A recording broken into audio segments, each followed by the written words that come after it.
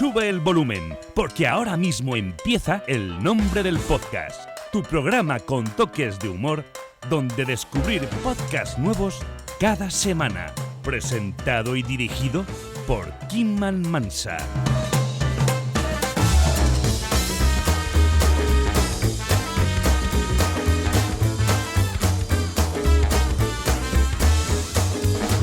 Bienvenidos y bienvenidas a un nuevo capítulo del Nombre del Podcast, tu programa de recomendaciones de contenido sonoro donde descubrir podcasts y capítulos alucinantes. ¿Qué tal? ¿Cómo estáis? ¿Todo bien? ¿Sí? Espero que pasarais muy buena noche de Halloween sin ningún sustillo así inesperado. Espero también que le dierais alguna oportunidad al podcast, no al mío, sino a todos en general. Recordad que es un buen recurso también para cagarse de miedo un poquito. Así que nada, recordadlo, durante todo el año disponibles, eso sí. Y nada, y también estamos ya encaminando un poco la recta final hacia la Navidad. Madre de Dios, otra Navidad. Uf, Jesús, dame fuerzas. En fin, espero que estéis todos bien. Y quería aprovechar, nada, el principio de este capítulo para compartir una cosita con vosotros. Ya que me escucháis, pues ahí va. Porque me están pasando muchas cosas por la cabeza últimamente y tengo la necesidad de decirlas en alto. Una cosa que tenéis que saber de mí es que siempre doy el 100% en todo lo que hago. ¿Vale? Es ahí a tope, hasta que no puedo más. ¿Vale? El problema que tengo es que hago muchísimas cosas a la vez.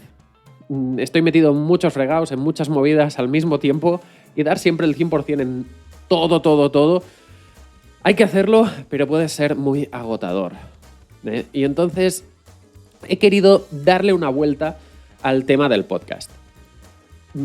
Principalmente lo que va a ocurrir es que durante una temporada me voy a centrar sobre todo en hacer las entrevistas a podcasters. De momento el tema de las recomendaciones lo voy a dejar apartadito una temporada. ¿Por qué? Porque estoy llegando a un punto, he recomendado muchísimos podcasts ya a lo largo de estos 2 años y medio, creo que lleva ya el programa. Y estoy llegando a un punto donde a veces o no me apetece escuchar según qué tipo de contenido o según qué tipo de programas y dar con algo que realmente diga quiero llevarlo al programa para recomendároslo. Entonces, y además que es que echo de menos un poco sentarme o darme un paseo escuchando los podcasts que siempre escucho y que llevo escuchando durante años, que los tengo un poquito aparcados. Y tengo muchos capítulos que me gustaría escuchar. Y los aprecio muchísimo porque o me entretienen o realmente me animan el día.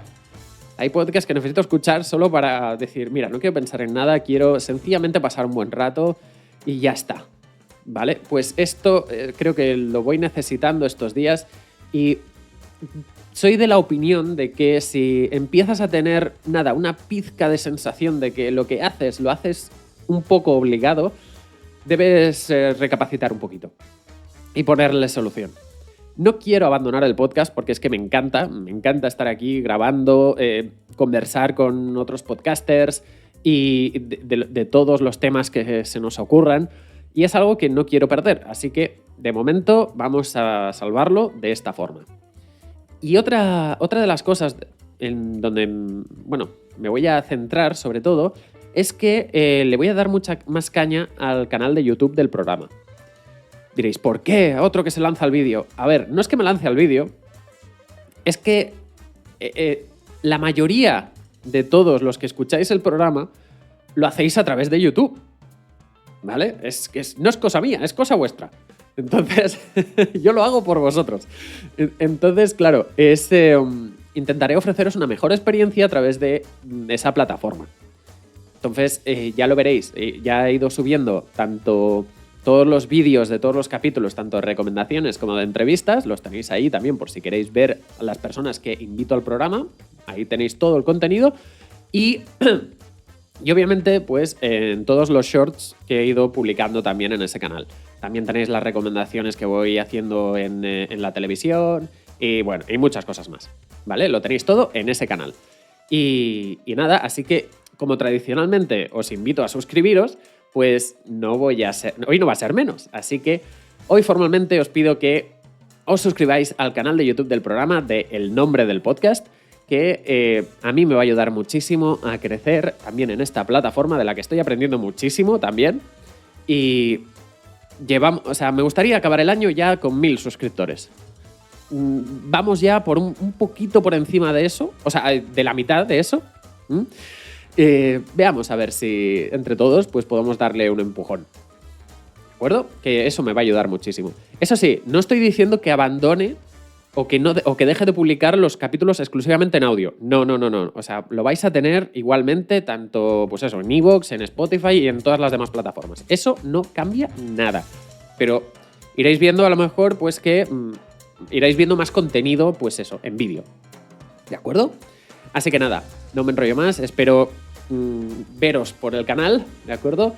Y nada, que todos pues le demos un empujoncito también a todos los podcasts que van apareciendo por ahí, ¿vale? Venga, vamos con el capítulo de hoy porque hoy os traigo un tema que creo que nunca hemos tratado en el programa.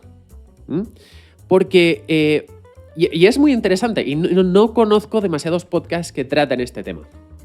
Ya os digo, es un podcast que a mí me ha gustado mucho, lo he ido escuchando por su contenido de divulgación que tiene, porque trata un tema complicado, pero lo hace muy fácil de entender, ¿vale? Es decir, vivimos en una sociedad tecnológica donde nuestra información personal está cada vez más expuesta. Ocurre pues cuando a lo mejor compramos un dispositivo, ya sea un móvil, una tele, lo que sea, y también mientras usamos ese dispositivo. Toda la información que vamos ofreciendo o con la que interactuamos, ya sea a través de páginas web, redes sociales, etc. ¿Qué ocurre con todo eso? Pero ahora preguntaos, ¿en qué punto estamos? ¿No? ¿Estamos constantemente vigilados? ¿Compramos la teoría esta del gran hermano? ¿Se puede traficar con nuestra información? Dirás, este tío está loco. Amigos, quedaos hasta el final. ¿Somos más vulnerables a las estafas telefónicas? Más de uno seguro que ha tenido una reacción a esto, porque yo estoy hasta las narices de que me llamen desde números que no conozco, desde Sudáfrica, desde yo que sé de dónde, ¿vale? Para ofrecerme una nueva línea de teléfono o de la compañía del gas o lo que sea. O me encanta esta, la que llaman y solo se oye un pitido. Paranoia total, pero vamos a hablar de esto hoy también. Y algo también que es un debate abierto, que seguramente lo habréis escuchado, habréis participado en algún pues con vuestros amigos, familiares, etc. Y es que si los más jóvenes deberían estar manipulando esta tecnología tan avanzada. Porque al final es lo que es. No deja de ser un móvil, no deja de ser un ordenador, tiene muchas posibilidades. Sí que es verdad que usan siempre las cosas como más básicas, ¿no? Juegos, WhatsApp, redes, ¿no? Pero abriremos el melón si a lo mejor todos los peligros que pueden suponer para alguien muy joven, ¿no? Se pueden solventar también un poquito con el acompañamiento educativo de alguna forma. Luego lo veremos, ¿vale? Y para todo esto, como no voy a estar hablando yo porque yo no tengo ni idea de estas cosas, ¿vale? Nos acompaña un auténtico profesional, que es nada más y nada menos que Martín Vigo, del podcast Tierra de Hackers. No sé si lo habéis escuchado nunca este podcast, pero yo os lo recomiendo muchísimo porque hablan de 1000 temas de este estilo, ¿vale? Pero de forma que lo puedas entender. Si lo he entendido yo, lo puedes entender tú, 100%, garantizado. Así que vamos a ello. Nada, insisto otra vez. Suscríbete al canal de YouTube, iVoox, Spotify, lo que te apetezca. Pero por favor, ayuda a un pobre podcaster a crecer un poquito en la plataforma que sea. Gracias. Muy bien, os lo agradeceré. Bueno, y tras esta falca, ¿estáis listos? ¿Listas? ¿Sí? Pues venga, vamos allá.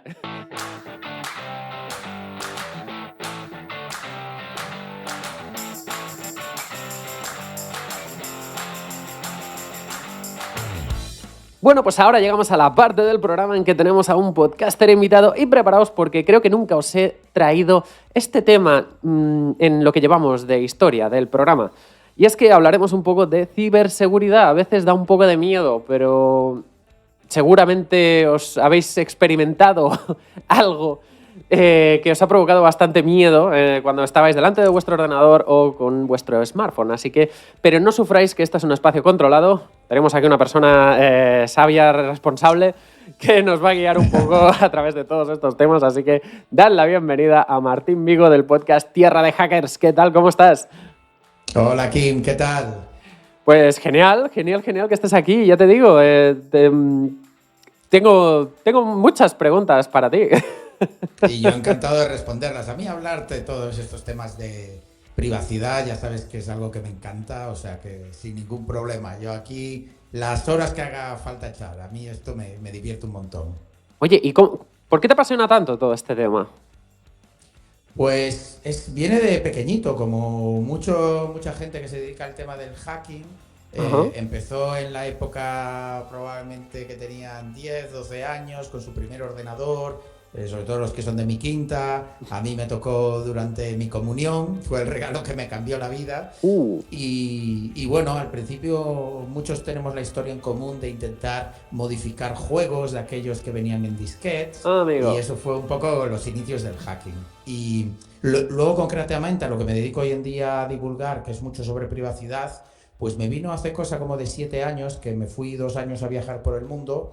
Y como claro, había mucho tiempo en aviones, autobuses y todo esto, pues empecé a escuchar muchos podcasts. Y hubo un podcast, por si, ya que tu podcast va de podcast, por favor, de un ex agente del FBI sobre temas que se conocen en el ámbito de la ciberseguridad como OSINT, Open Source Intelligence o inteligencia de fuentes abiertas, donde cubría muchos temas de privacidad y sobre todo en Estados Unidos, que es un país donde las leyes son bastante laxas y bueno, te podrías llegar a sorprender de las cosas que puedes averiguar sobre una persona con solo buscar un poquito en algunos motores de búsqueda gratuitos, especializados, pero gratuitos y accesibles a cualquiera.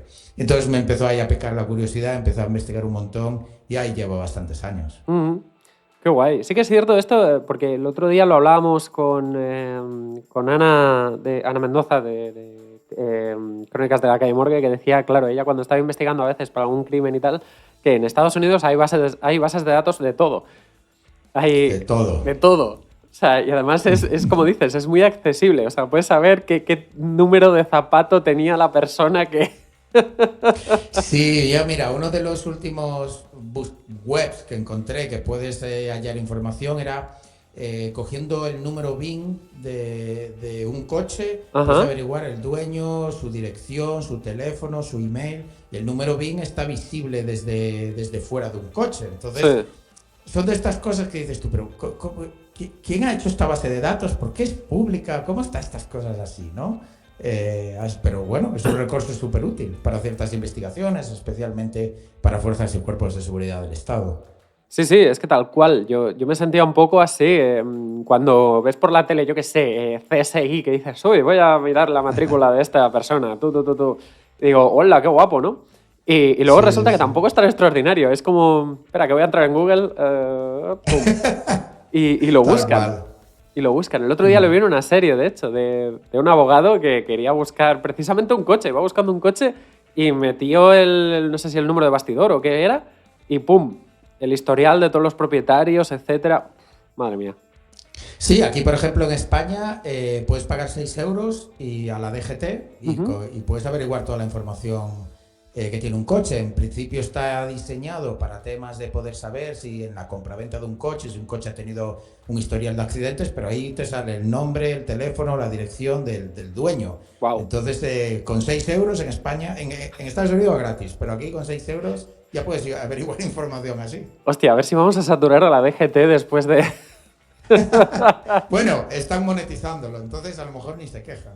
Ya, pero claro, hay gente muy creepy en este mundo y dices, pues solo 6 euros puedo tener el teléfono y la dirección de esta persona, ahí que voy. Solo necesito la matrícula, ¡buah! Buenísimo. ¿Y cómo llegaste a dar el salto, digamos, al podcast? ¿En qué momento y por qué dijiste, ostras, voy a pues eso, a crear un programa y voy a hablar de esto, concretamente. Pues va muy de la mano de lo que te comentaba antes de cómo empecé específicamente en la privacidad. Ajá. Mientras viajaba, escuchaba muchísimos podcasts, como te decía. Sí. Uno de ellos era de este agente del FBI. Sí. Y claro, yo empezaba a hablar muchísimo sobre privacidad con mis allegados, con compañeros. Cuando iba a cenar con colegas a tomar cervezas, pues hablaba muchísimo de privacidad. Y claro, es un tema que atrae muchísimo la curiosidad de la gente que está a tu alrededor, ¿no? Tú le empiezas a hablar de, yo qué sé, de viruses, de Pegasus, de te infecto el teléfono así, te pones una foto con inteligencia artificial, puedo averiguar esto. Tiene como ese punto cool, ese punto hollywoodiense, peliculero, ¿no? Y yo lo que veía es que atraía constantemente la atención de la gente en lo que decían, las cenas o así. Uh-huh. Pero no era de esto de que... bueno, así lo quiero pensar, ¿no? De que yo que sé, tienes a alguien que es un pelmazo, un plomo y te está dando la tabarra toda la cena sobre algo y no le interesa a nadie. No, genuinamente la gente seguía preguntando y preguntando y preguntando.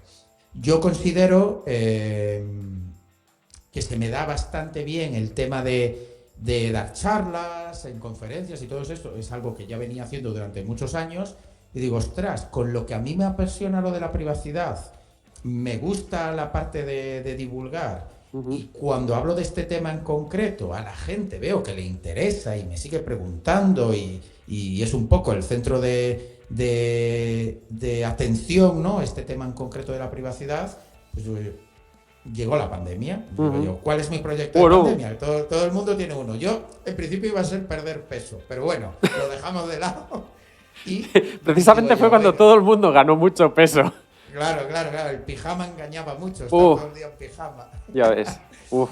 Y nada, y digo yo, pues mira, un podcast, la inversión son 50 euros en un micrófono decente. Uh-huh. Nada más. Luego, editarlo, hay software gratuito, publicarlos gratis. Y me compré un libro que creo que se llamaba Making Noise para saber un poco, pues, cómo hacer estas cosas y nada. Y ahí me lancé, esa fue la historia. La pandemia con la combinación de una temática que yo veía que a la gente le gustaba. Sí, porque ya te digo, hay muy pocos que traten estos temas. Y mira que, ya te digo, yo normalmente escucho muchísimos y digo, ostras, por eso me llamó mucho la atención Tierra de Hackers, porque digo, ostras, están tratando temas realmente que son interesantes a la vez que aterradores un poco, ¿eh? Sí. Tengo que decirte. Algunos colegas me llaman metemiedos, pero no me gusta porque no es el propósito del podcast. Ya. Pero es verdad que hay algunas cosas que se cubren, que es la actualidad, rigurosa actualidad, y es que las cosas están bastante complicadillas en cuanto a privacidad. Sí. Has dicho que la gente normalmente a veces te hace preguntas, ¿no?, sobre algún tema en concreto y tal. ¿Qué es lo que más te preguntan normalmente? ¿Sobre qué tema? Pues mira, hay, diría, dos recurrentes. Uno es, ¿me puedes hackear el Instagram de X? ¿En serio? Jefe, amigo, o a veces te lo dicen, no, es que no he perdido el acceso a mi Instagram. Ay, Dios. Y entonces ves que, yo qué sé, la persona que te lo pide se llama Manolo, pero el email es isabel@gmail.com. Ay, Dios mío. Entonces ese es un clásico y muchísimos divulgadores de ciberseguridad, yo no soy el único por supuesto, que tengo como compañeros lo mismo, ese es el número uno. Ya a nivel más de amistad, el círculo cercano, ¿no? Uh-huh. Otra recurrente es, Martín, nos espían el móvil, estoy seguro porque yo hablé una vez de una cosa y me salió un anuncio y te juro que yo jamás lo busqué ni nadie ni nada. Esa es la recurrente, nos espía Apple, nos espía Google, nos espía Facebook, porque escuchan lo que decimos. Exacto. Esa es la otra. Exacto. No sé, es el gran hermano. Yo a veces lo fuerzo muchísimo. A veces estoy por ahí y cojo el móvil y empiezo a hablar, yo qué sé, de algún producto random. En plan, tablas de surf. Sí, porque me encanta el surf, tablas de surf, y digo, a ver si me sale algún anuncio.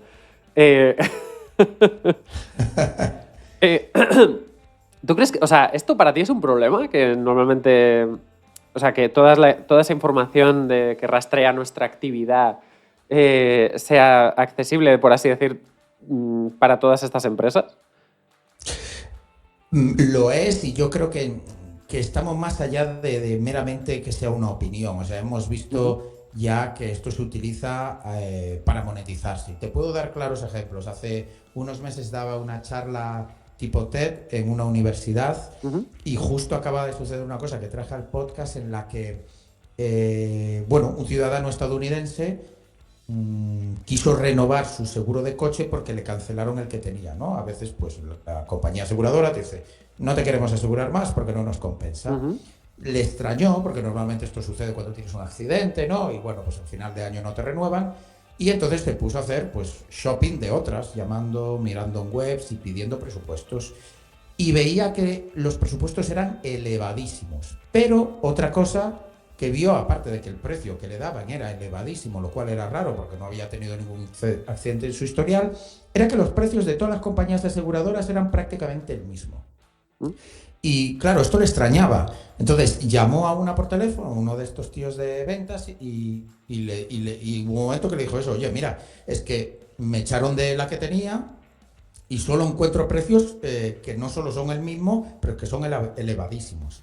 Y esta persona dijo, debe ser por tu historial que tiene, pues bueno, un data broker en concreto que hay en Estados Unidos, ¿no?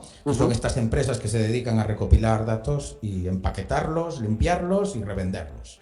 Vale. Y no recuerdo exactamente qué empresa era, tuve yo la cabeza un poco por ahí perdida, pero la cuestión es que esta persona utilizó una ley que hay muy parecida a las que tenemos en España, gracias a la GDPR y la Ley de Protección de Datos, que existe en Estados Unidos, que es el CCPA. Y una de esas cosas que te permite esa ley es pedir información que tiene una empresa sobre ti. Entonces, este señor se fue a pedir la información que tenía esta empresa tercera, que este señor le había dicho que probablemente era debido a eso, la información que tenía sobre él. Y le tuvieron que entregar y le entregaron un descargable que era un PDF de 200 páginas donde salía toda la información de los acelerones, frenazos, viajes, cuándo salía, desde dónde salía, toda la información que su coche, un Kia, por cierto, recopilaba, porque al fin y al cabo los coches hoy en día son ordenadores con ruedas. Sí.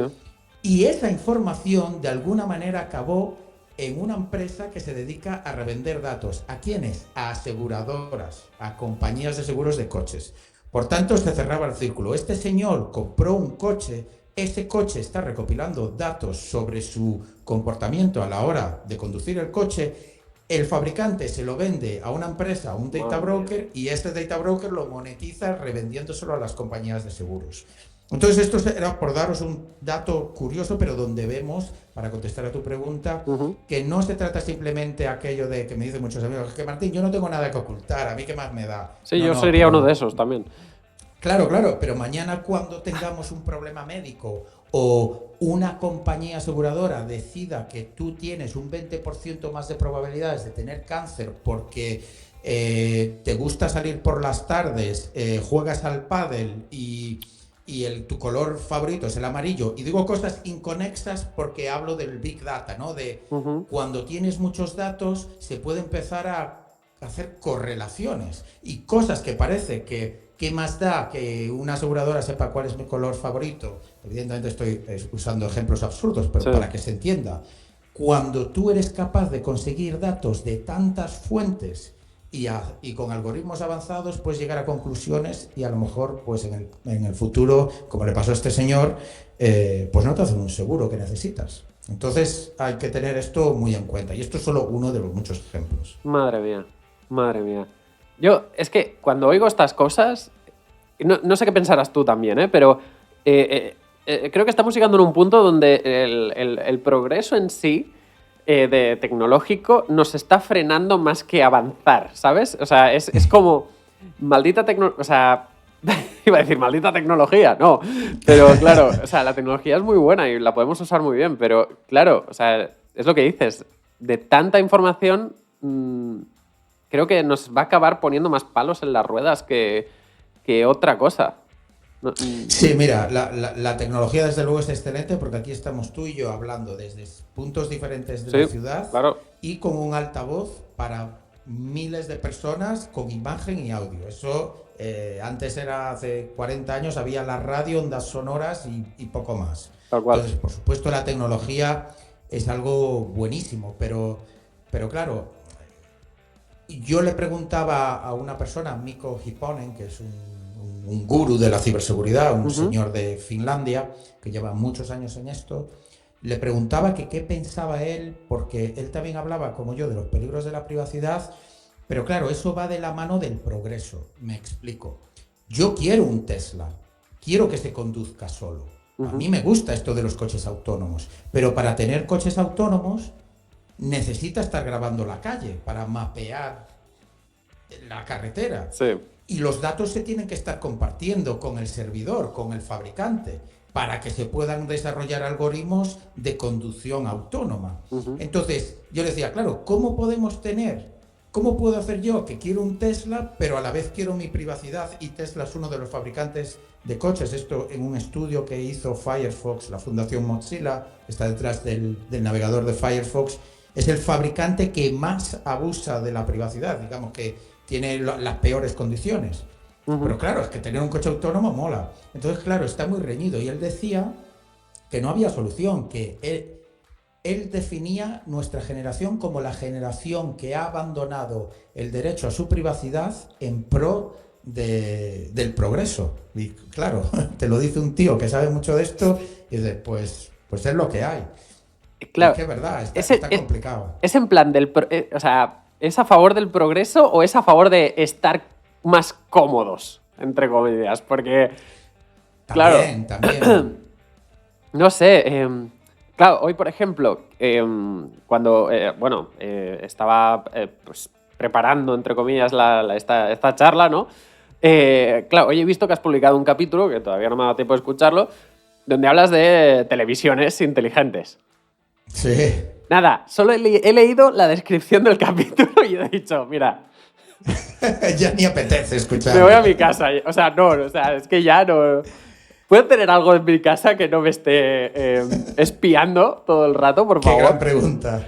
O sea, es que es eso, porque literal que hubo la fiebre esta de ¡guau! Gadgets por todas partes. Pum, pam, las Alexas, yo qué sé, las bombillas inteligentes, yo qué sé, todo. Ahora llevamos un reloj inteligente que tiene acceso a todos tus datos vitales, a todos tus datos médicos. Y competimos para cerrar el anillo. Sí, yo también, tampoco. Yo de esto no me salgo, ¿eh? Yo de analógico forever, en este caso. No, ya, pero, o sea, a ver, el tema este de las televisiones. A ver, a lo mejor voy a ser a lo mejor muy catastrofista o qué, pero si no he entendido mal, ¿son televisiones que hacen pantallazos de lo que vamos viendo nosotros? Sí, efectivamente. Se llama Automatic Content Recognition. Y lo conocemos probablemente toda la audiencia por el tema de Shazam, ¿no? En Shazam nosotros somos capaces de grabar unos segundos de una canción y esta aplicación te la reconoce inmediatamente. Pues sí. Eso es el reconocimiento automático de contenido. Pues eso lo han llevado a las televisiones. ¿Qué pasa? Que de una manera que invade bastante nuestra privacidad, porque si tú estás escuchando la radio y grabas un poco de audio para reconocer una canción, primero lo estás haciendo tú explícitamente y conscientemente y es para una cosa en concreto. Las televisiones lo que hacen es hacer capturas de pantalla constantes para reconocer qué serie o película estás viendo. Y hasta aquí podríamos decir, bueno, vale, ok, es para métricas, para saber los cálculos de audiencia y todo esto. Esto de que antes te pagaban por tener un aparatito en casa, pero que ahora te compras un televisor de 5.000 pavos y además viene con esto integrado aunque tú no quieras, ¿no? ¿Cuál es el problema? Aparte de que detrás de todo esto hay una empresa que se dedica única y exclusivamente a recopilar datos y revenderlos, como es Alfonso TV, el problema está en que también hace las capturas de pantalla, por ejemplo, cuando utilizas tu televisor para enchufarlo a tu portátil porque quieres ver las fotos de tu bebé en la playa. Oh, shit, vale. O el vídeo de boda tuyo, que es algo privado.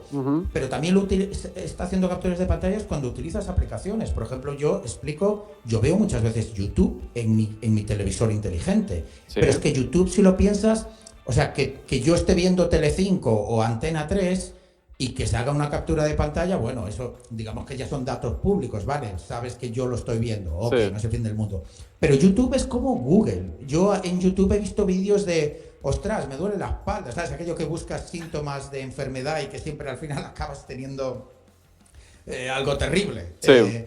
O pues lo utilizas para cosas más íntimas, o a lo mejor, yo qué sé, pues para meditar, o haces una búsqueda sensible. Yo creo que se entiende bien. Uh-huh. O, yo qué sé, estás utilizando otra propuesta que hago es si utilizas el televisor, por ejemplo, en una empresa, para hacer una presentación con datos confidenciales. Ahí está. O con propiedad intelectual. Pues el televisor está haciendo capturas de pantalla y enviándolos. Entonces, esto es un problema. Luego entro, aparte, en la parte del audio, en cómo se puede geolocalizar a alguien analizando el sonido de fondo, cómo esta empresa está no solo en tu televisor, sino también en todos esos juegos gratuitos que nos descargamos todos. Pues ahí también está grabando constantemente. Es toda una historia y la verdad, lo que dices tú, yo creo que solo me quedan los calcetines que no me espían en mi casa. Todo lo demás está conectado a internet. Claro, pero entiendo que toda esta información lo que hace es básicamente destinarse para fines comerciales al final. Sí, absolutamente. Lo que dice Alfonso TV es que ellos lo hacen solo con el ánimo de reconocer qué serie de televisión estás viendo o qué película, incluso el audio, digo. Vale. Pero es que esto no tiene ningún sentido, porque si tú me estás poniendo en una aplicación de videojuegos, una librería de esta empresa que empieza a grabar, ¿cómo sabes tú, para empezar, que estoy delante de una televisión? O sea, yo puedo estar en el bar o en la habitación con mi pareja, ¿sabes? Y esto está grabando ahí cuando le apetece. Yeah. Entonces esa justificación es muy mala, es muy pobre, digamos. Y una de las cosas que fui a analizar esa empresa, y tiene un montón de patentes que va mucho más allá, claramente, que el mero hecho de intentar hacer aquí analíticas de audiencias sobre ciertos programas de televisión. O sea, no se sostiene su razonamiento. Ya, pero esto es decir, cada vez que compramos nosotros, yo qué sé, un televisor de estos, perdón, damos nuestro consentimiento para que usen esos datos conscientemente, no sé si conscientemente o qué, porque sencillamente compramos un televisor, pero ¿con la compra ya va estipulado todo esto? En plan de que esto va a coger estos pantallazos, se los va a enviar a no sé quién, ¿vale? Porque ya no creo ni que estemos hablando de la marca del televisor en sí, sino que es que no sé ni a dónde puede llegar eso, sinceramente. Pero, sí. ¿es así? O sea... Sí, mira, de hecho me ha gustado mucho como lo has preguntado, porque has dicho... Cuando compramos los televisores, estamos dando el consentimiento, y luego has matizado. Somos conscientes que, claro, esos son dos cosas diferentes. Yeah. Porque tú puedes dar el consentimiento, pero puede que ni siquiera seas consciente. Desde el momento que tú, en los términos de servicio, le tienes que dar sí, estoy de acuerdo, a 754 páginas de texto legal. ¡Oh, Dios! Claro, hubo un estudio hace unos años que decía que la media de los términos de servicio que aceptamos, si cogiésemos las páginas, tardaríamos 3 años en leerlas, en lo que es la media de vida de una persona humana, ¿no? De todo lo que aceptamos, 3 años. Claro, eso no tiene ni pies ni cabeza. Entonces, ¿lo estamos aceptando? Sí. ¿Conscientemente? No. Aunque incluso le demos explícitamente a OK. Y ese es uno de los problemas, ¿no? Es un poco como las cookies, ¿no? Es aquello de ¿quieres aceptar las cookies? Que es un pelmazo el navegador ahí constantemente. Eso es un claro ejemplo en el que Europa puso regulación con buena intención, pero con muy mala ejecución. Y hoy en día todos ya estamos, nuestro cerebro más que entrenado, a darle OK, y ya está. ¿Y somos conscientes de lo que estamos aceptando? No, pero porque no es viable en cada web que te metes ponerte a leer exactamente de qué va eso, lo que estás aceptando, ¿no? Y ese es uno de los problemas del que se aprovechan este tipo de industrias. Claro, pero luego no entiendo cuando, por ejemplo, entras en una web o te suscribes a lo que sea, ¿no? Te sale ahí lo de la famosa GDPR maravillosa, que no, porque tus datos tienen que estar seguros y las empresas tienen que blindar esa información, porque si no se les cae un puro que te cagas, no sé qué, no sé cuántos. Pero claro, es como una verdad a gritos de que la información en sí ni se almacena en un sitio concreto y no es exclusiva de la empresa en concreto, sino que yo cada vez veo más fluidez de datos entre entre empresas, cuando teóricamente eso creo que no es legal del todo, ¿no? Sí, para empezar, ya ahora hay más legislación respecto a dónde tienen que estar los datos. Por ejemplo, por supuesto a nivel gubernamental, hoy en día Internet funciona sobre los ordenadores de Amazon, AWS, ¿no? La mitad de Internet está ahí y la otra mitad está en el de Microsoft, Azure o en GCP de Google. Vale. Es decir, está en la nube los servicios, pero claro, Google está presente en Europa, pero también en Estados Unidos, donde decíamos que la ley sobre privacidad es mucho menor. Entonces yo cuando me hago una web y la almaceno en AWS, siendo español, debería aplicar las leyes de privacidad de mi país, pero ¿dónde está almacenada esa web? No. Entonces ahora sí que empieza a haber un poco más de control, pero es lo que dices tú, es que ya no me voy a que utilizan empresas terceras con las que comparten datos. Es que la misma empresa puede estar en 57 jurisdicciones de países que ni siquiera colaboran entre ellos, ¿no? Un poco también lo que utilizan los cibercriminales cuando ponen webs falsas, pues las ponen en Rusia, porque vete tú a pedirle información a una compañía telefónica rusa para que te dé quién está detrás de una IP. No va a suceder. Entonces es algo bastante complejo y desde luego cualquier dato que tú pongas en Internet, lo mejor es asumir, es una buena manera de diseñar tu modelo de amenazas, por ponerme aquí un poquito estupendo. Lo mejor es asumir que va a ser público, porque aunque la empresa haga todo lo correcto desde el punto de vista de privacidad, luego tenemos todo el aspecto de la seguridad. Día sí, día también se están comprometiendo empresas. Hay un famoso dicho que hay dos tipos de empresas, las que han sido hackeadas y las que van a ser hackeadas. Por tanto, lo mejor de todo, la mejor medida es no compartir información que no quieres que sea pública. Entonces, intenta en la medida de lo posible, pues no exponerlo en Internet. Claro, porque ahora has abierto un melón también interesante, porque luego dicen las estafas. Que, madre de Dios, otra cosa de las que voy a hacer es apagar voy a poner mi móvil en modo avión para siempre hasta que me muera. Porque yo ya no sé ni quién me llama, ni cómo narices han conseguido mi número, bueno, lo que seguramente muchos de los que nos están escuchando les está pasando, seguro te ha pasado a ti también, que te llaman de la empresa, gas natural, o no, me llaman de no sé qué, bitcoins. El pitido maldito que cuando lo coges hace pip. Eso que te dicen, ¿no? Que no digas sí, que esto te lo graban y luego... ¿Eso es verdad? Y luego piden un préstamo, ¿no? Sí, ¿eso es verdad? O sea... Se puede utilizar porque hoy en día, bueno, hay desde autenticación a través de voz. Yo, por ejemplo, tengo una cuenta bancaria en Estados Unidos, porque trabajé allí 12 años, y te daba la opción de autenticarte a través de la voz. Y de hecho un periodista, Joseph Cox, hizo las pruebas y era facilísimo saltárselo con el clonado de voz que hay hoy en día, sobre todo si tienes vídeos por YouTube con tu voz, ¿no? Madre mía. Pero sí, entonces se pueden hacer cosas si alguien te graba o si dices que sí, ¿no? Y luego, ¿por qué todo este tipo de llamadas? Y dices tú, aparte algunas son completamente absurdas, o sea, ¿quién va a caer en comprar Bitcoin de recibir una llamada random de algo que es claramente una grabación? Es que aquí el tema de este ataque, de este vector de ataque, está en la cantidad sobre calidad. Tú piensas que con que un 0.1% de la gente caiga, que es insignificante, pero tú haces 1000 llamadas, ostras, ya tienes ahí 10 víctimas, ¿no? 10 víctimas que van a comprar Bitcoin, eso es dinerito, te lo llevas en caliente. Entonces es de lo que se trata, por eso el spam se hace a nivel global, y esos emails que nos parecen ridículos de van a cerrar Facebook esta vez, sí, tienes que pagar, sí, no sé, claro. En esto no cae nadie, pero es que mandar un mail es gratis. Exacto. Y mandar 100.000 emails prácticamente también, y con que te caiga el 0,001% y te lleves el número de una tarjeta de crédito, pues con eso ya has hecho el día. Eso es el tema, que es muy barato hacer spam, muy barato.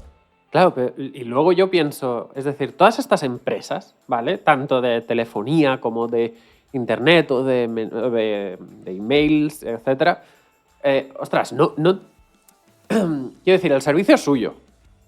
No tienen ningún tipo de filtro, por ejemplo, en las llamadas, A ver, si están llamando cada minuto a gente repartida por todo el mundo, ¿no puedes identificar ese número como fraudulento y caparlo directamente?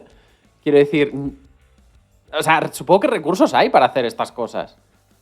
Sí, y de hecho Google lo hace, ¿no? Android ya te pone eso de, sospechoso de ser spam, ¿no? Cuando sí, eso sí. Demás. No sé si lo has visto. Lo he visto. Pero sí, uno podría criticar a las compañías telefónicas porque, ostras, que tenga que venir el fabricante del móvil a hacer algo al respecto, y esto aquí no funciona bien. Y de hecho, con email se podría argumentar que, bueno, hacerte un email es súper rápido y modificarlo tal, pero bueno, los números de teléfono son finitos.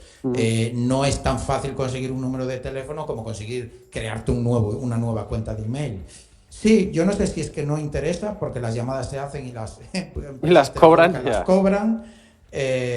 O no sé qué pasa ahí. Tampoco digo que sea un problema fácil de solucionar, ¿no? Porque hoy en día hay muchos servicios online para comprar. Ya no es aquello que tienes que tener un teléfono físico y una tarjeta SIM física, sino que puedes utilizar servicios pues como Twilio, por ejemplo, o bandwidth.com, que puedes pues a través de VoIP hacer llamadas telefónicas. Pero aún así, yo creo que tenemos suficiente heurística e inteligencia, digo ciberinteligencia, como para detectar muchos fraudes, y yo creo que, dada la cantidad de spam que recibimos día sí día también a través del teléfono, algo nos está haciendo que estoy seguro que se podría hacer. Sí, desde luego. Desde luego. Porque a tu criterio, ¿cuál crees que es el mayor peligro que tenemos ahora mismo a nivel de ciberseguridad? Te lo digo bien claro y quizá te sorprende, la desinformación. No tengo ninguna duda. Con esto de llevar 5 años con el podcast y tú que lo escuches, sabes que muchas veces hay noticias que son difíciles de creer, de que esté pasando, que haya ese vector de ataque o algo así. A la gente muchas veces me viene, ¡buah, la inteligencia artificial, los robots, la desinformación es lo que va a acabar con nosotros. Que yo no tengo ninguna duda. Lo empezamos a ver con Rusia y su campaña de desinformación durante las elecciones de Estados Unidos en 2016. No soy yo quien para decir que Donald Trump ganó única y exclusivamente porque Rusia se puso a hacer una campaña de spam. Pero tenemos ahí el escándalo de Cambridge Analytica también. Tenemos a las agencias de inteligencia estadounidenses ellos mismos diciendo que Rusia tenía un claro favorito y acabó ganando. En 2020 vimos el hackeo por parte de Rusia al Partido Demócrata para confirmar que efectivamente ellos tienen un candidato favorito.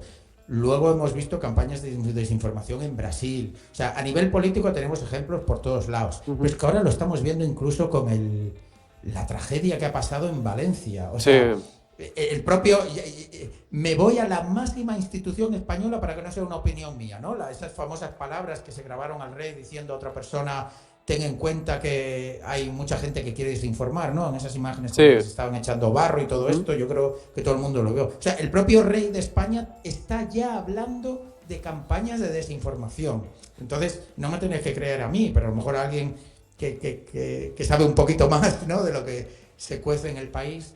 Entonces, para mí, la polarización que ya existe en el mundo entre espectros políticos, más la capacidad cada vez más avanzada, sobre todo para gobiernos o para gente con dinero, de crear campañas de desinformación, que antes era, pues eso, el email es muy barato, tenemos redes sociales donde puedo manipular, pero es que ahora le añadimos el contenido generado automáticamente a través de inteligencia artificial. Por tanto, ya tenemos todo el espectro de automatización de campañas de desinformación. Así que la humanidad se acaba con la desinformación. Yo lo tengo clarísimo. Sí, es que es eso, al final, bueno, es lo que dices, hay tanta información, tan diversa y tan... O sea, cada uno yo creo que tenemos algún referente donde podemos confiar hoy en día, en el sentido de, yo qué sé, o un canal de televisión o un periodista en concreto o lo que sea, ¿no? De momento. Pero sí que es verdad que, claro, sobre todo, si todo te pilla en un momento donde está ocurriendo todo, ¿no? Que es lo que decíamos de Valencia, ¿no? Claro, es que no se te pasa por la cabeza que nadie intente mentir o sobre nada relacionado con esto. O sea, es que es como, joder, nos estamos aquí inundando y ahora viene este a decirme, no, si no pasa nada. O es que no sé ni qué tonterías han dicho, la verdad, ¿eh? Porque cada vez es que desconfío ya de cualquier cosa. Y es un problema. Yo es una frase que digo mucho. Lo único que nos salvará de esta catástrofe anunciada que he hecho yo hoy a día, no sé, noviembre de 2024, es el pensamiento crítico. Es tener esa capacidad de... Todos tenemos un bias, yo el primero, ¿no? Y cuando me dicen algo que es justo lo que quiero escuchar, es normal que yo automáticamente diga, pues sí, es un poco, ¿no? Ese bias del sesgo de confirmación. Me estás diciendo justo lo que yo opinaba, pues es más fácil que si me dices algo que va en contra de lo que yo creo, lo vaya a aceptar. Eso es normal, es humano. Tenemos que entrenar la capacidad, ¿no? De ese músculo de poder decir, ostras, espérate un momento que aunque me estés bailando el agua, me estés diciendo justo lo que yo quiero oír, déjame ver si esto es realmente así, ¿no? O este tío que yo estoy escuchando, vamos a contrastar o a mirar un poco de cuál es su historial, ¿no? Porque es que 2024 tenemos la población más educada yo diría que de la historia de la humanidad, ¿no? Cada vez más chavales van al colegio, hay más educación, y sin embargo tenemos terraplanistas por un lado, antivacunas por otro, a nivel de opinión política, pues esto es un Barça-Madrid. Entonces al final estamos todos tan polarizados y todos Leía el otro día una frase de Neil deGrasse, el famoso astrofísico, que me encantó, que venía, no recuerdo exactamente cómo era exactamente la frase, pero venía a decir que qué triste tiene que ser, no decía qué triste tiene que ser tu vida, pero qué triste es que tú consideres que millones de científicos, académicos, profesores, ingenieros, hayan dedicado toda su vida a engañarte y que tu única fuente de la verdad es esa superestrella de YouTube que te está diciendo lo que quieres oír. Claro, eso es súper potente, porque es que cuando la gente cree que la Tierra es plana, dices tú, pero... No quiero soltar aquí otros temas que tranqui. parte de tu audiencia se siente afectada, ¿no? Pero hay otros temas más peliagudos donde, claro, el terraplanismo es fácil reírnos todos, pero que hay otros temas también que nos están diciendo los científicos y que estamos decidiendo creer más a un político de turno o a otro. No, si yo voy al médico cuando me rompo un brazo, entonces tendré que creer también al consenso científico, no te digo un tío, al consenso científico, aunque vaya en contra de lo que a mí me gustaría creer, de lo que el partido al que yo me inclino a votar diga o lo que sea. Ese es el pensamiento crítico que tenemos que todos que desarrollar, insisto, yo el primero, que no quiero ir dando por aquí lecciones de moral, ni muchísimo menos. Desde luego. Pero sí que es verdad, es pensamiento crítico, a muerte. Y al final tenemos un cerebro, es para usarlo, no para que nos digan cómo usarlo. Exactamente. Ay, Dios. Porque, bueno, yo creo que más o menos, a lo mejor ya me lo has contestado, pero de todos los capítulos que has hecho, a través después de todos estos años, ¿cuál es el que más te ha impactado o asustado? Ostras, son muchos, ¿eh? Sí. Qué buena pregunta. Lo digo porque... Y aparte son dos preguntas en una, porque una cosa es que me asuste y otra cosa es que me impacte. Sí. Por ejemplo, el que te contaba de lo de los coches, lo de que ese me ha asustado y alegrado a la vez, en el sentido de que algo sobre lo que yo solía divulgar, ahora tengo un caso de uso concreto, por eso te lo conté, para contrastarlo. Es decir, yo tengo varios amigos, ¿no? También parte por vacilarme, que dicen, Martín, ojalá pudiera darle más datos a Google. Ojalá. ¿Por qué? Porque uso todos sus servicios gratis, me compro un vuelo, me llega el email, Gmail me lo parsea, me crea el calendario, sabe dónde vivo, por tanto me dice que tengo que salir 25 minutos antes porque con el tráfico actual... Y yo lo entiendo, o sea, me fastidia, pero lo entiendo, ¿no? O sea, hay muchísima usabilidad, pero claro, estás entregando toda tu vida ahí. Entonces, yo siempre le decía, siempre divulgaba, ¿no? Sobre, joder, cuidado con los datos que das, que los están recuperando empresas. Y había el, bueno, ¿qué más da? ¿Qué van a hacer? Bueno, pues ahora, mira, ya tengo un ejemplo concreto. Esto es lo que van a hacer. Hay un tío al que ya no le dan un seguro porque su coche está compartiendo datos sobre los acelerones o frenazos que pega. Su coche lo está traicionando. Sí, pues ese es uno de los episodios que yo no sabía que eso existía y que me ha gustado. Y luego impactado varios me gusta mucho leer papers académicos sobre vectores de ataques hollywoodienses, como me gusta a mí decir en el podcast. Y uno de ellos era pues unos investigadores que son capaces de sacarte la huella digital, atención, a través del sonido que genera la fricción de la yema de tu dedo en la pantalla de tu teléfono cuando le estás dando swipe, ¿no? Wow. En Instagram, por ejemplo, o en TikTok. Claro, la huella digital de tu dedo son rugosidades en la piel, pero mínimas, ínfimas. Pues son capaces en condiciones de laboratorio, esto sí es un paper académico, pero por esas rugosidades hacen un sonido diferente el tuyo que el mío, ¿no? Al rozar contra la pantalla cuando estamos viendo vídeos en TikTok. Pues son capaces de sacar suficiente información para poder reconstruir tu huella digital. O sea, esto sí que ya apaga y vámonos. O sea, no es algo de lo que tenemos que tener miedo nosotros a día de hoy, porque es un paper académico, pero oye, las pruebas de laboratorio están ahí y siempre siguen el mismo ciclo de vida. Primero paper académico, luego uso militar, luego uso empresarial y al final, como ha pasado con la inteligencia artificial, está al alcance de todos yéndote a una página web, como ChatGPT. Ya.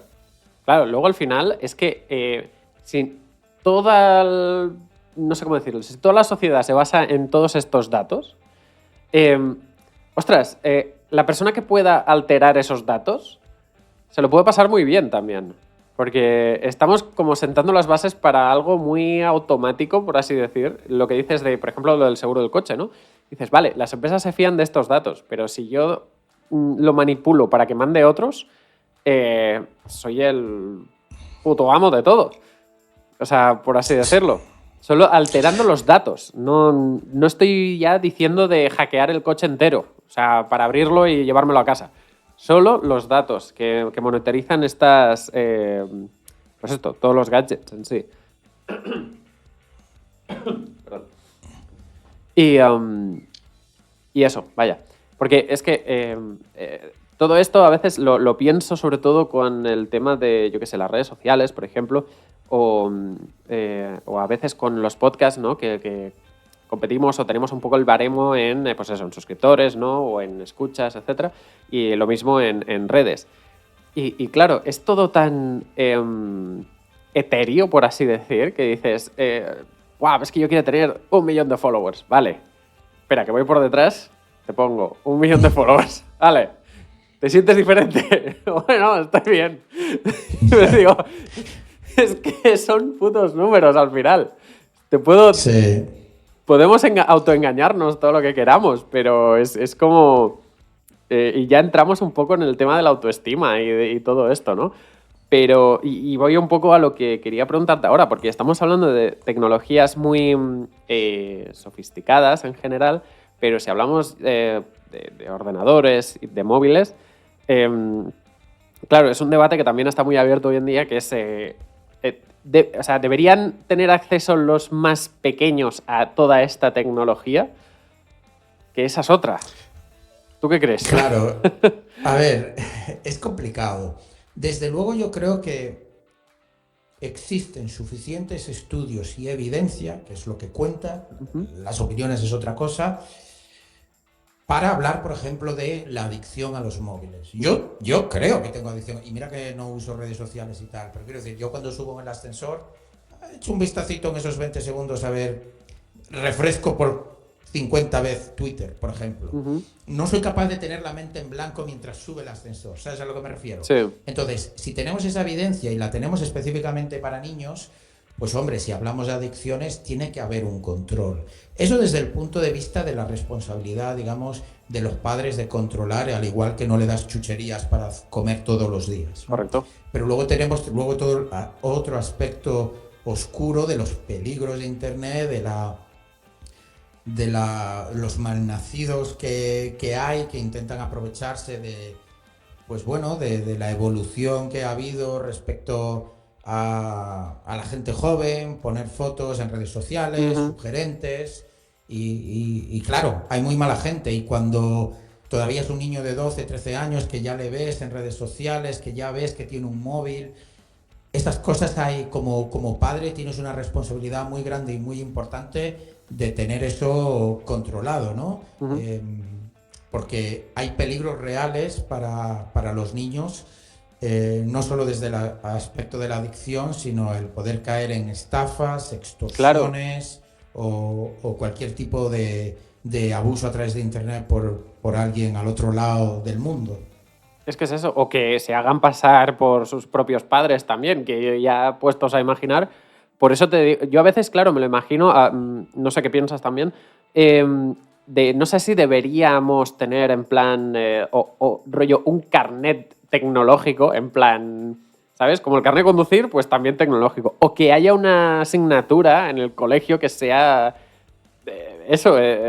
no sé cómo llamarla, pero, no sé, tecnología, ¿no? Y que te enseñen realmente a cómo va el móvil y esas cosas. Porque yo la sensación que tengo cuando, yo qué sé, estoy con mis primas pequeñas o bueno, con hijos de amigos, etcétera, que son pequeños o que ya empiezan a entrar en la franja de quiero móvil, quiero tener móvil, ¿no? Básicamente lo utilizan para, pues eso, para el WhatsApp y para redes. Para nada más. O sea, dudo bastante que sepan cómo funciona el 90% restante del dispositivo que tienen en las manos. No lo sé. Yo creo que una parte clave también de todo esto es un poco que entiendan qué es lo que tienen en las manos, ¿no? No lo sé, ¿eh? Sí. No, efectivamente, y es lo que dices tú, la educación y la divulgación en colegios es esencial, y me consta que de manera altruista a día de hoy todavía, o hay muchas asociaciones que se dedican a ir a dar charlas a colegios, pero yo creo que debería ser parte del material escolar. Me consta que tienen por lo menos mi sobrina tiene una asignatura que es tecnología, que está muy bien. Ah, qué guay. Sí, pero muy a favor de lo que dices tú, yo no sé si cubre nada relacionado con la ciberseguridad, no tengo ni idea. Yeah.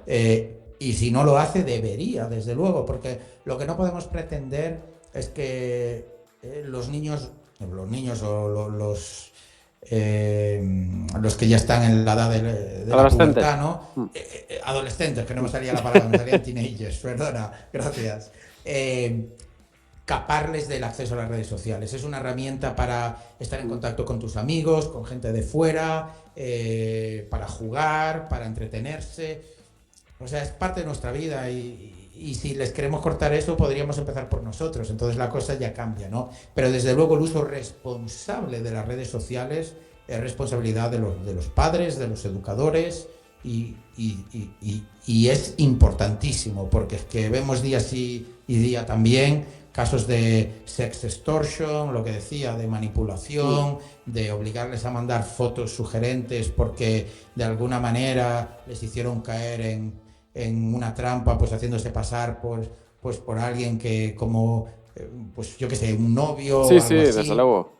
Hay gente muy mala en ese mundo, y eso es lo que tenemos que tener en mente, como decía antes, para diseñar nuestro modelo de amenazas, y cuando lo tengamos, actuar consecuentemente. Claro. Y además, bueno, el tema aquel de la autoestima también que decíamos antes o sea, que lo que hay en Internet, o sea, a no ser que estés documentándote para algo, en plan, yo qué sé, le estés leyendo historia o algo más académico, por así decir, hay muchas cosas que, o sea, no son verdades, por así decir. Lo traslado un poco a las redes, en el sentido de que en Instagram todo es súper bonito y todo es genial de la muerte, todo el mundo vive súper bien y come muy bien y tiene unos amigos súper majos y guapos y atractivos y de todo. Y claro, a lo mejor ven esas cosas y miras lo que tienes alrededor y dices, yo no tengo nada de eso, me siento muy mal por ello. No sé, quería decir esto porque es algo que he ido escuchando en los últimos años.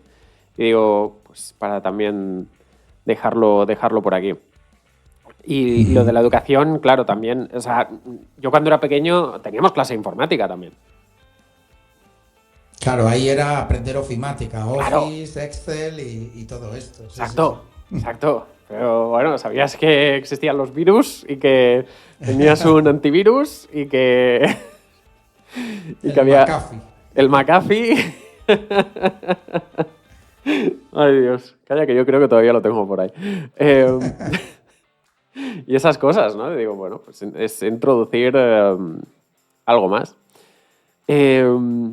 Vale, pues a ver, porque más o menos hemos tratado ya muchas de las cosas que quería hablar contigo, pero sí, porque es que lo hemos tocado bastante. Sí que hay cosas que, a ver, asustan un poco. Esto no se acaba, este tema No, es claro, infinito. desde luego, porque claro, es que me acordaba del otro capítulo que hiciste hablando del caso aquel de los móviles aquellos que explotaban, ¿no?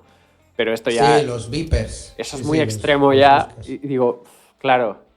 Eso a mí me asustó más que otra cosa. Pero lo veía algo como muy de película de espías directamente, ¿no? Claro, al fin y al cabo está supuestamente el Mossad detrás. Hablamos de la agencia de inteligencia junto con la NSA que más capacidad tiene sobre el terreno, ¿no? Y sí, esa historia es de locura y es como ha pasado. Sí, para poner un poco en contexto, y si me invento algo me lo dices, en una frase sería que, o sea, consiguieron como explotar remotamente los teléfonos móviles de unas personas que estaban en un mercado. Y sí, bueno, básicamente eso.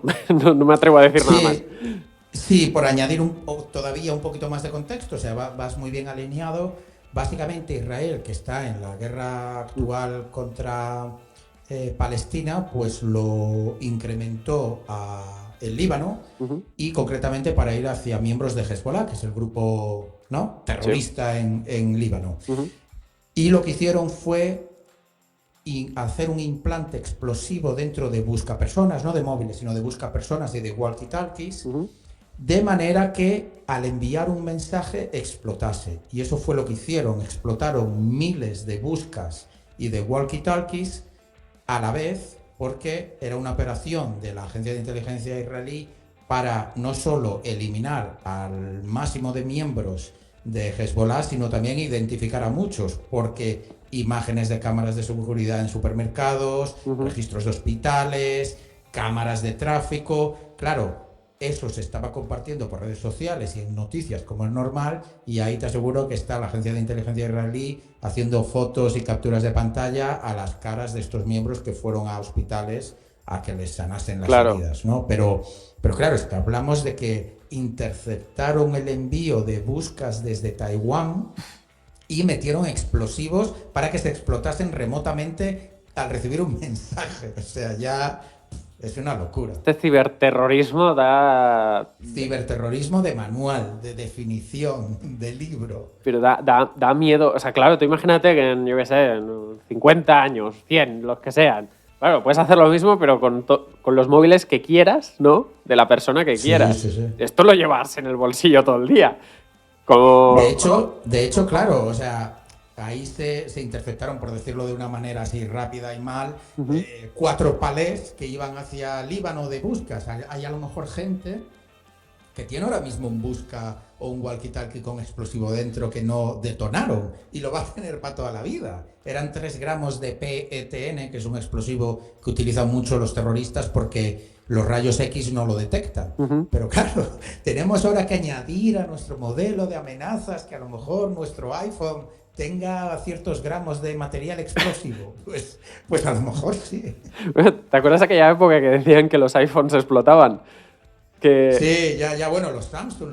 Ah, eran los Samsung, perdón. Sí. Que se calentaban. Bueno, no solo decían, sino que efectivamente la batería pues se sobrecalentaba y empezaba a echar humo aquello. De hecho, eso era una de las teorías primero de si habían modificado los israelíes, habían hecho explotar todos estos dispositivos calentando las baterías, pero inmediatamente expertos salían diciendo que no, que pasaría lo mismo que pasaba con los teléfonos Samsung, que empiezan a echar humo, pero las explosiones eran de que la gente les cortaba la mano, los walkie-talkies llegaron a decapitar a gente. Entonces eso no sucede así. Y fue cuando se vio que había material explosivo dentro implantado. Una locura. Qué miedo. Qué miedo, Sí, tío, sí. qué miedo. Ay, bueno, espero que no hayamos deprimido demasiado a la gente que nos ha Sí. escuchado. Te van a decir que no me vuelvan a invitar. Esto ha sido el peor speech de marketing para mi podcast. La gente va a decir, yo eso no lo escucho. Que le den a tierra de Yo jajas, después de esto me ignorancia. Después de esto me he enganchado más, de verdad. No, es lo que decíamos del criterio. A ver, queridos oyentes, ¿queríais información? Pues aquí la tenéis. Ahí está, en crudo. Claro, lo jodido es que nos cuenten estas cosas. Agradecedlo. Es que yo vivo muy feliz en la ignorancia. Bueno, eso ya es otra historia. Ya, de verdad. Vaya tela. Oye, Martín, pues mira, solo me queda una última pregunta, ¿vale? Que quiero hacerte antes de terminar, que es la que hago así a todo el mundo que pasa por aquí. Y es, pues eso, ¿cuál es tu podcast favorito? O si sueles escuchar otros podcasts, además de hacer el tuyo, quiero decir. Sí, por supuesto, escucho un montón. Bueno, como ya mencioné el que me metió en el mundo de la privacidad, voy a mencionar Darknet Diaries. Darknet Diaries. Un podcast en el que me inspiré para crear el mío. Yo cubro noticias en este podcast, es en inglés este podcast, pero habla sobre historias reales de hacking. Entonces es Jack Rhysider, es el productor, pues te cuenta historias muy locas de hacking. Yo cuento la actualidad y él cuenta historias que han sucedido en el pasado. Es muy bueno ese podcast. Qué guay. 100% recomendado. Darknet Diaries, vale, pues me lo apunto. Me lo apunto, sí. Qué guay, qué guay. Perfecto. Oye, pues nada, Martín, mil gracias por haber venido. De verdad, a mí ya se me ha pasado la hora muy, muy rápido, la verdad. Y ya te digo, a mí me has enganchado. Yo creo que se generan debates muy interesantes hablando de todos estos temas. Y también es otra forma, pues eso, de darle visibilidad también a toda la audiencia, que yo creo que por eso también, pues, tienes tantos oyentes también, porque no lo encuentras en muchos sitios. Sí, es lo bonito, que yo lo empecé como un poco el nicho del mundo del hacking, pero como mi objetivo era contarlo para que fuera accesible a todo el mundo, ha crecido de manera espectacular y no podría estar más feliz al respecto. Felicidades, de verdad, y nada, ojalá te tengamos muchos, muchos años más aquí. Muchísimas gracias, Kim, te lo agradezco. Venga, Martín, nos vamos hablando, que vaya muy bien. Adiós. Chao. Y hasta aquí un nuevo capítulo del Nombre del Podcast. Espero que os haya gustado la charla, yo creo que es muy interesante el tema. A mí, ya os digo, podríamos haber estado más horas y horas hablando de este tema, ¿eh? Y seguramente quedemos un día con Martín para hacer una cerveza o algo y sigamos hablando del tema. Así que yo, al menos, como lo vuestro, lo más fácil es que escuchéis su podcast, pues ahí lo tenéis. Tierra de Hackers. Apuntadlo, tenéis el link, no hace falta que lo apuntéis, borrad eso, tenéis el link en la descripción. Que siempre os dejo los links en las descripciones de cada capítulo. Lo tenéis ahí, podéis escucharlo. Así que no tenéis excusa. Así que escuchadlo, ¿vale? No me obliguéis, ¿eh? Entonces, pues eso. Escuchad el podcast, disfrutadlo. Y yo, de momento, me despido de vosotros y espero veros pronto con una nueva entrevista. Recordad, tenéis el canal de YouTube donde iré colgando contenido adicional, ¿vale? Fragmentos de las entrevistas con las partes más interesantes, por así decir. Recordad que también aparezco por la tele haciendo recomendaciones también. Os colgaré también por ahí los vídeos y algunos shorts también relacionados. Vamos, que no os podréis cansar de mí, de verdad. Lo tenéis todo allí. Yo, insisto, estoy dando el 100%, ¿eh? Así que vamos a ello. Nos vemos muy pronto, que paséis muy buena semana y recordad lo que os digo siempre. No dejéis de darle al play. Nos vemos. Adiós.